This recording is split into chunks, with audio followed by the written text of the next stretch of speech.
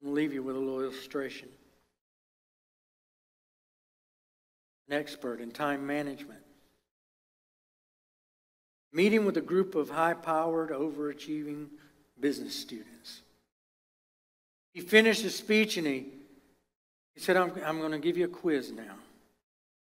He pulled out a gallon, wide-mouthed jar, several large fist-sized rocks, and he began putting them into the jar.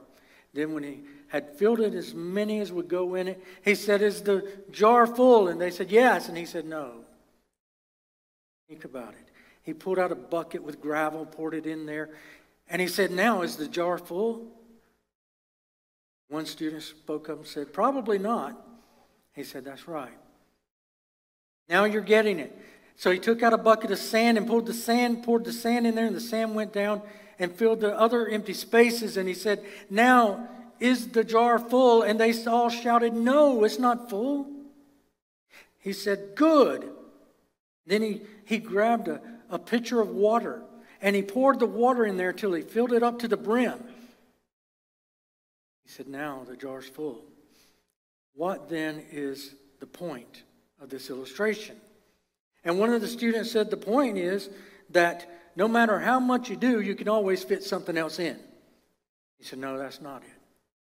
That's not the point of this illustration.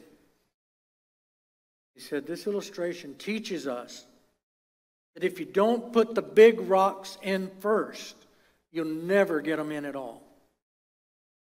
I couldn't begin with all the others and then get the big rocks to go in. And the question that I have for you this morning is, what are the big rocks in your life? Do they involve a project you want to accomplish? Maybe time that you need to spend with your family?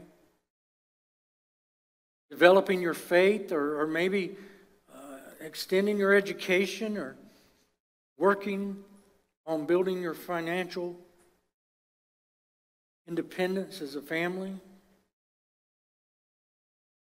Some cause? What are the big rocks? Ones that if you don't put them in first, you'll never get around to them. They won't fit later. When this life is over and everything's said and done, what are the really important things in your life? That's one way to define the big rocks.